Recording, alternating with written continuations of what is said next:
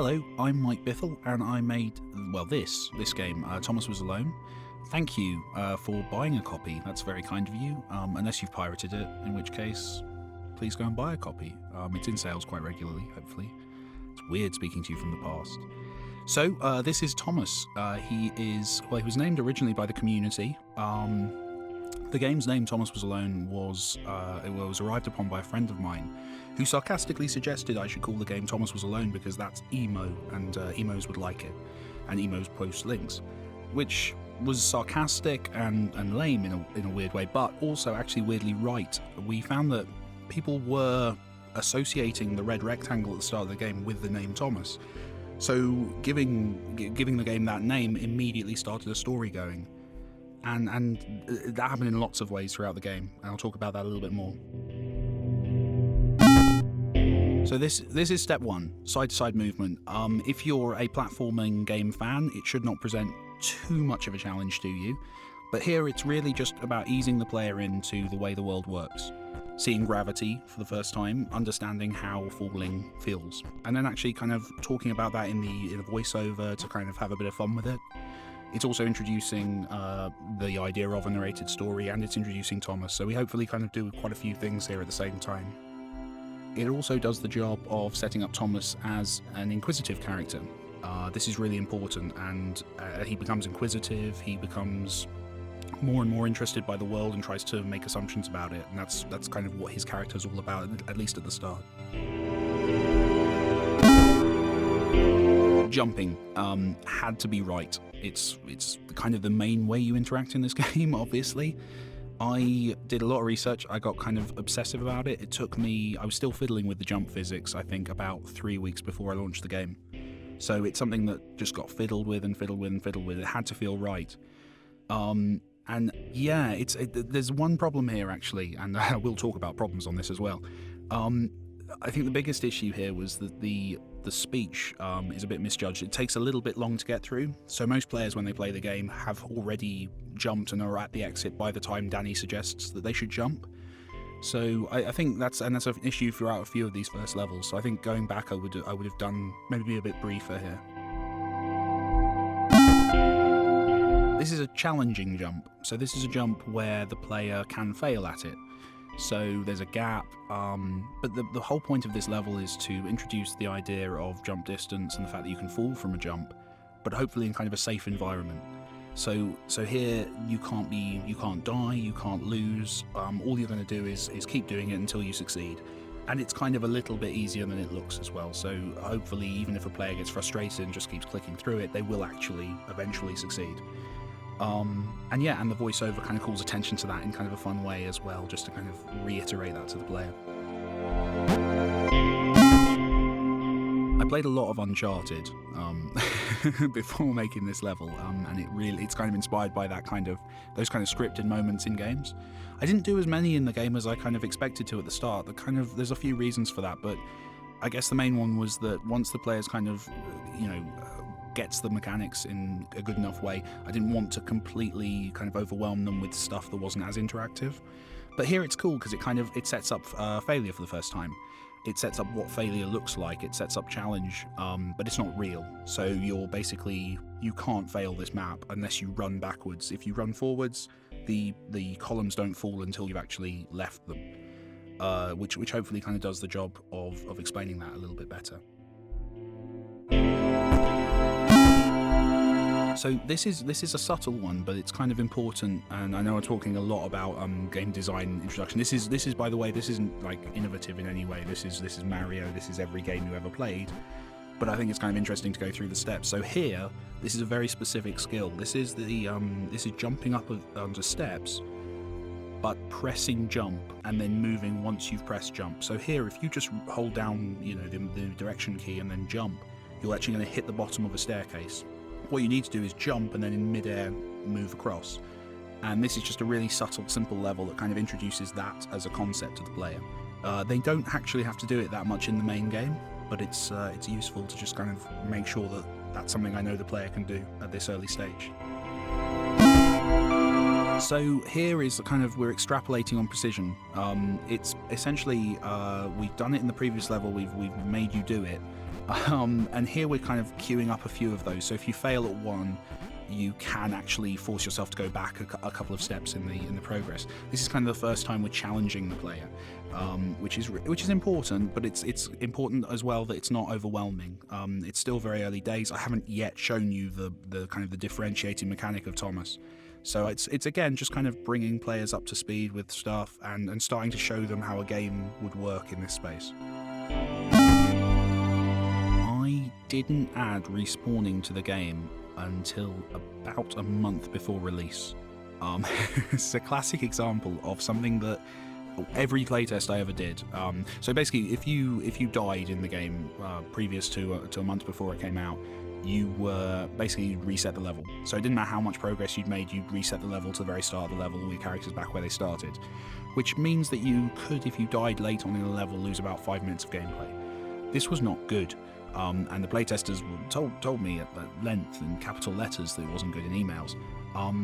But what I tried to do, what I realised was it was very hard to do, but I worked out about a month before release how to do it, and went back and added all these respawner points. And I'm so glad I did. If I hadn't done that, I think the game would have got very, very, very, very tedious instead of its current level of kind of reasonable tediousness. It's also the reason why I think the game, sometimes people feel the game might be a little bit too easy, because I built the levels with that kind of failure in mind. So as you go through most of the levels in Thomas, they actually get easier as they go on, because I didn't want players to get frustrated. So I think that might be something I should make sure that I have the respawning system planned more than a month before release next time. Lighting. It's a weird one, the lighting. I didn't have lighting at one stage. There wasn't light. Then that was sounding a bit biblical. But as it went on, I kind of added that in. Initially, I was doing them by hand for every level. And basically, this procedural system kind of came out of laziness. I didn't want to do that anymore. And weirdly, as a side effect of that, it was cool, and the shadows moved and could be kind of related to placement of objects, placement of characters, and it was good. It's actually faked because the game was made in free Unity. I didn't have any shadows within the game kind of proper, so what I did was they're kind of stretched rectangles. So I place a corner of the rectangle at each corner which the shadow's projecting from, and then kind of stretch them off into the distance. Any coder listening to this just lost all respect for me, because that's the most wasteful way you could possibly do this. But it kind of worked, and we just went with it. And it's one of the things that people seem to like. So yeah, fortunately it's rectangles, so I can be wasteful. Okay, so this is the moving platform corridor. This was an attempt to bring in something that's going to become very important in a very short amount of time, the moving platforms. It's really hard to introduce moving platforms because moving platforms move, and that makes them challenging and makes them a kind of a complex interaction. So what the corridor here allows me to do is introduce you to the idea that sometimes the ground moves, but in a way that doesn't actually kind of impact you too much, and won't cause you, hopefully, to get too stressed out. People seem to like it. It's kind of a bouncy castle level. People tend to have fun as they move through it, which is quite cool. And yeah, it looks interesting, and hopefully it just kind of introduces the concept. This is the most important level in the game. This is the point where I basically get to the point.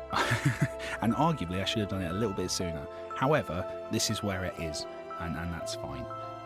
So this is the point where the player has to learn how to switch characters, which is kind of the basis of the entire thing, is this switching between the characters.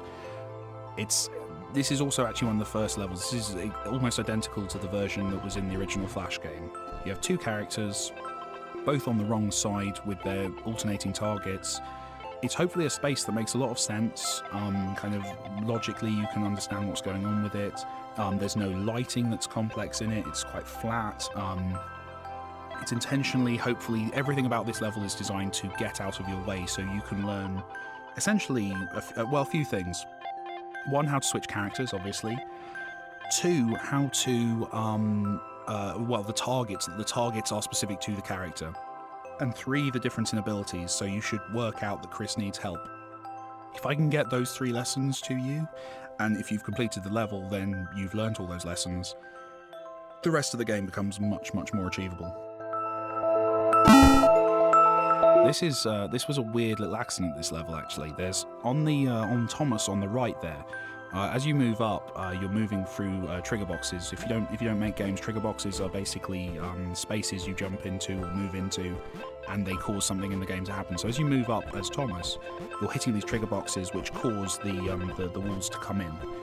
But as a really weird coincidence, I got one of the timings wrong, so that as you moved up, there's a certain point where it looks like you can jump somewhere, you jump to it, and the wall flies out and hits you in the face.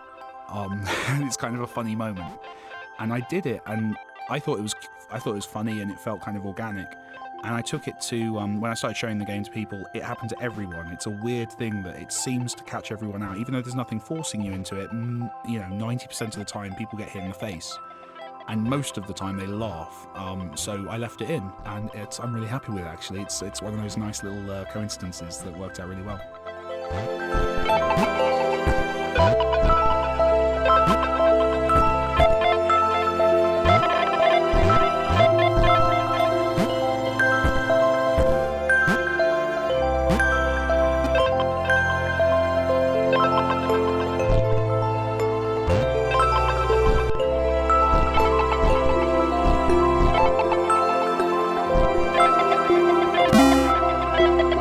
Steps. Everyone loved the steps.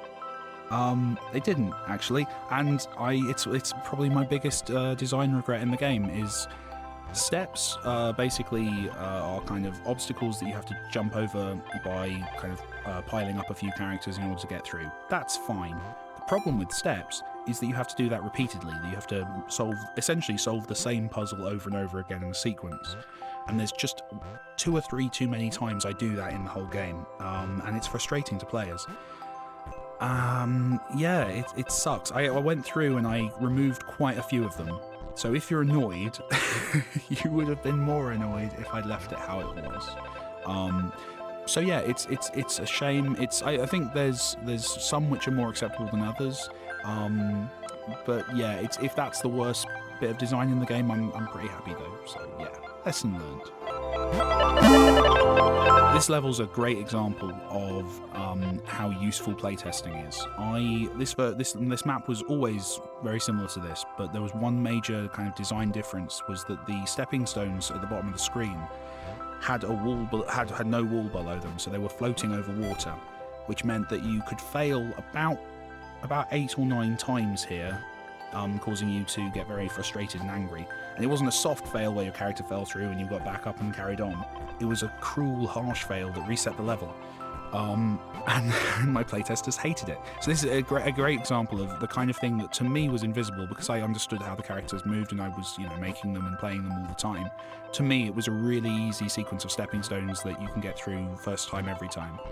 But once I put it in front of playtesters, I got emails from people saying it was taking them like 45 minutes to get through this level because of that problem. So just sticking a wall underneath, I kept the water because it looked nice, but the sticking a wall underneath really kind of helped and just smoothed people through. People are still working out the game at this stage, and I don't want to kick them too much in the face.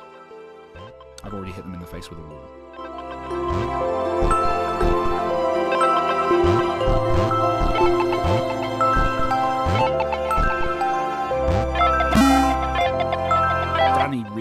I should have mentioned Danny a little bit sooner. He just does so much.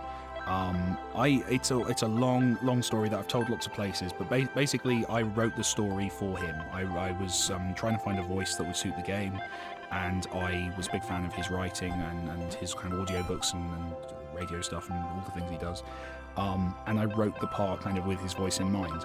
And then I tried to find people who could do it, and no one could do it. And then I got drunk and emailed him, and he said yes, which was a bit of a shock. So I'm really chuffed. He did an awesome job. He's been really cool with the game. He's talked about it. He's been lovely, and he's just a really nice chap. He's also really fast. I'm recording this after recording some other stuff with Danny, and he's amazingly quick at what he does. I'm doing a much worse job, and the people in the booth are getting bored, I imagine, at this point.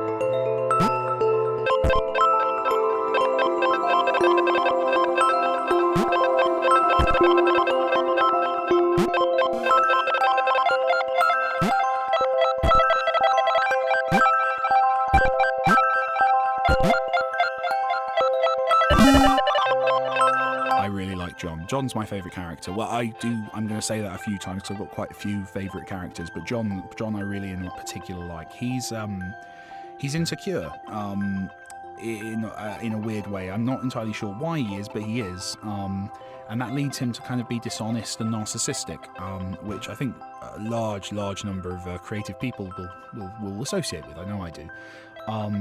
And he's so he's a really interesting character. I like the way he grows.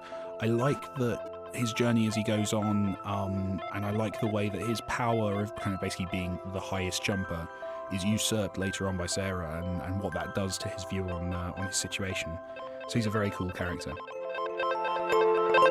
This is another level actually from the original Flash game, which obviously I tweaked and kind of brought across. I really liked the idea of confined spaces as applied to this game, because with large spaces, having multiple characters with different abilities kind of hopefully feels kind of empowering, feels like you can do anything and get anywhere. Putting them into a confined space kind of becomes an interesting kind of jumble. They get in each other's way, they trip over each other. There's a nice little bit of narration here that kind of highlights that stuff. But it was just something really cool to play with. The other thing is, and I do this all over the place in this game, is I really love adding a character who has a specific ability and then not letting you use it for a little while. But specifically because I just think it builds anticipation. John can jump really high. You've seen that, and to then put him in a space where you can't play with that button is just kind of hopefully kind of intriguing and frustrating, and you want to pull through, and you're kind of with John in this level. John is angered by his situation, he just wants to be free. So hopefully kind of the player aligns at that point with John. This level exists solely to allow the player to feel their way into John. This is a chance for you to basically make him jump properly for the first time, and hopefully because of the constraints in the last level, that feels awesome. And I actually use the word awesome in the narration just to push you in case that's not how you're feeling. You should, it's a very good game. And then so you've now got access to this awesome jump, and you can do what you feel.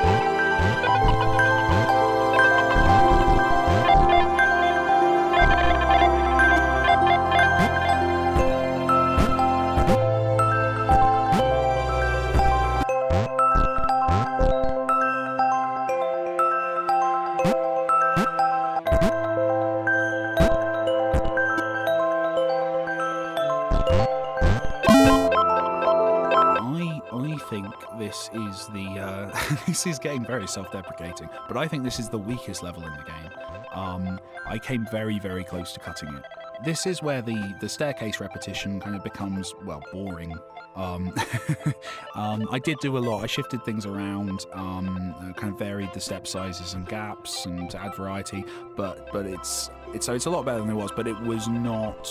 It's the one that when I'm watching Let's Plays, and I'll talk a bit more about Let's Plays in a bit, but the way it's kind of the one that I fast forward through on the Let's Plays because I find it very, very slow. I don't know, that might just be over familiarity, but I don't like this level. Have fun with it though, and I'll see you on the next one.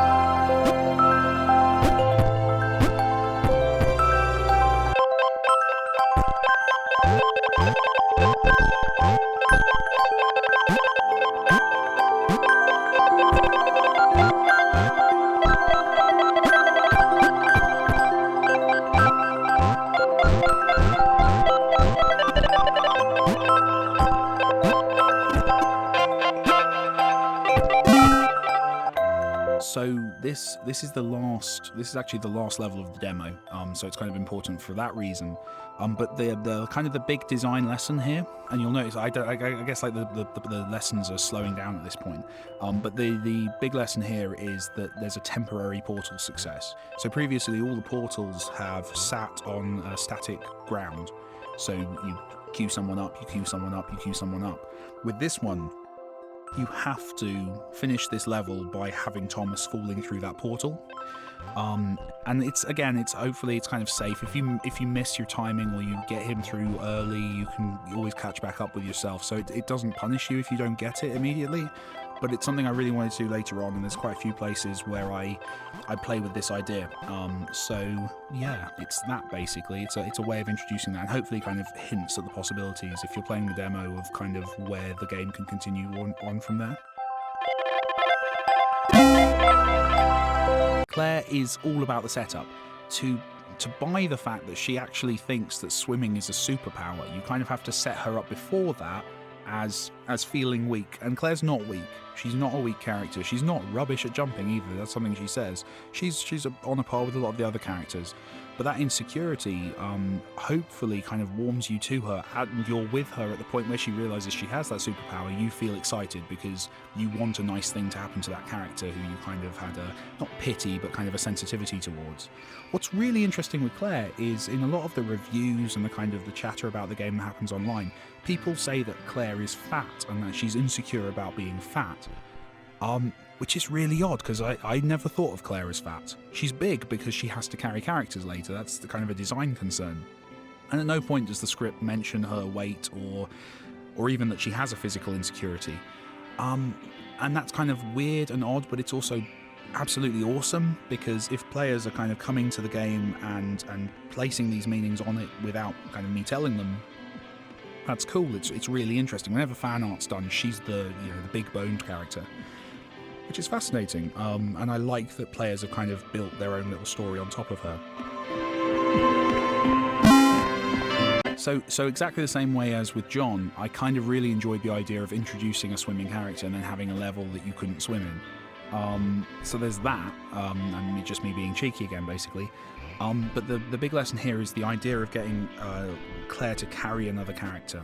So there's one point right at the start of the level you have to get John to carry Claire. You have to. There's no way of completing the level without doing it, which was cool, and kind of introduces that idea of carrying someone along.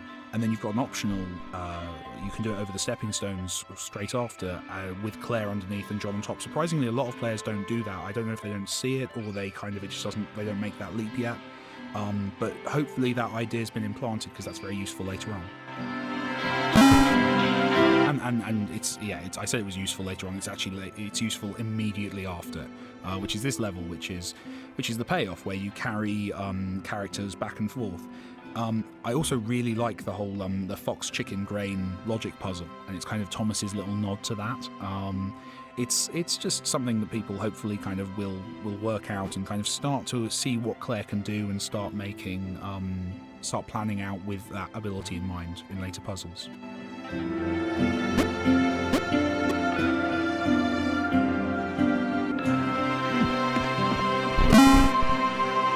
This is probably the most showy level. This is epic. This is the one that always goes in the trailer. I stole Rain from the method for doing Rain from Quick Fingers, who's an awesome Unity dude who I'm now fortunate enough to work with.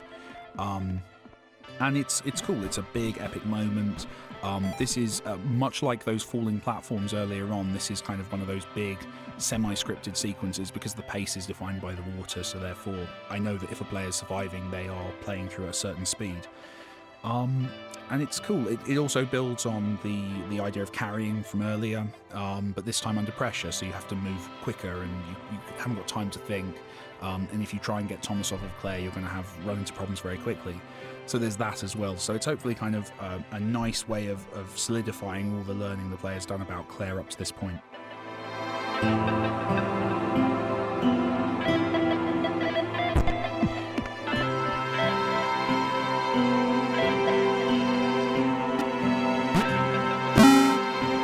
Steps. I'm so sorry. On the upside, two things. One, I changed the shape of the steps, which I feel kind of massively improves them. And two, I then sarcastically make a joke about steps in the script. So you can laugh with me at my lack of design ideas up to this point.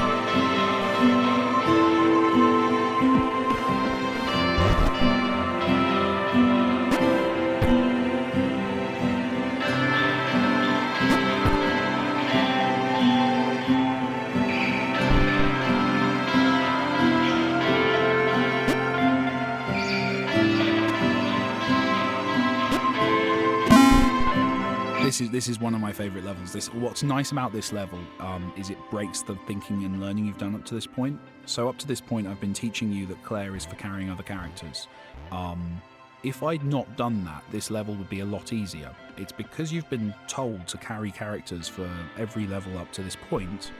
Your automatic reaction to a body of water is to jump Claire in and pile up all your characters, and that's not the solution. I love the fact that this puzzle kind of only exists in the head of the player, and it's great watching Let's Plays and when I was doing playtesting and taking it to events and stuff, that you actually see people performing the action you've taught them to do of getting the characters on top of Claire, and then realising that's not the solution, that the solution is much simpler than they think. And there's only a few places in the game I managed to pull that off, but I'm really, really happy with this one.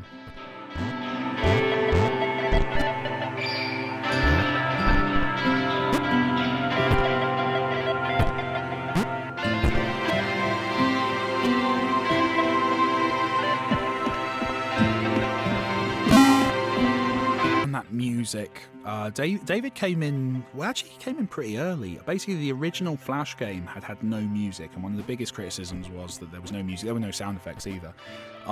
So I had to get someone, and I kind of fortunately found David through a friend of a friend of a friend of a friend, and he did a cool little demo, which is now actually over the end credits, and he was awesome. I got him in, he wrote this amazing piece of music for each kind of chapter of the game. Basically the way we worked is I would send him kind of the emotional script for the game of how the character's feeling, what's the setup here, and he'd work from that and kind of build a piece of music. About halfway through development, I made his life a lot harder because I decided I wanted a randomized procedural system, so you'll never hear the game too obviously loop. They're basically little sequences of music that kind of get piled up in interesting ways. And he was really good. He was really good with that. He split up what he'd already made and made it work, and then every track from that point on used that system really, really well. So he was really adaptive, and he's awesome. And he's like 14. Well, he's not 14, but he's very young, and it frustrates me how talented he is. I had a really good time working with him. So thank you, David.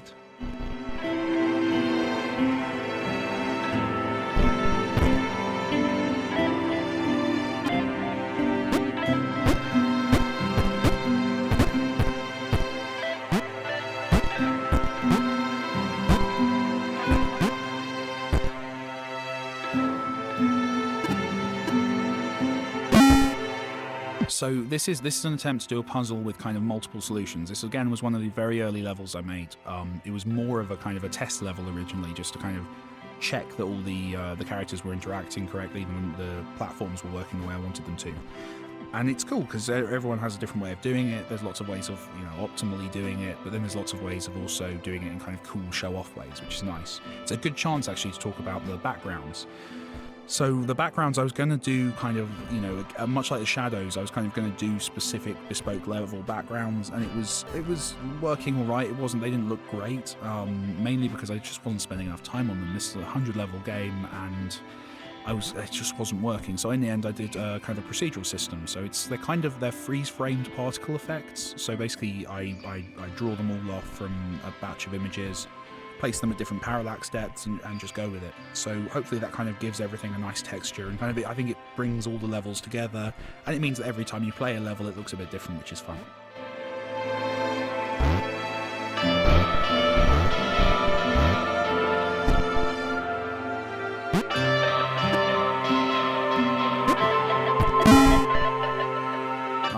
This is where I introduce spikes. I needed a hazard. I needed two things. I needed a hazard that that Claire couldn't get past, so not water, basically, something that she could get hurt by. And I also needed a hazard I could put on ceilings. I did actually try, because it's all in a virtual world. I was like, oh well, it's fine. I'll have upside down water, and it looked rubbish, as I'm sure you'd expect. So the spikes got added. I introduced them specifically just with Claire, just so you can, as a player, learn that Claire is actually going to be damaged by them, and it kind of just changes the relationship a little bit between Claire and the environment, and hopefully in a safe way. This level's pretty straightforward.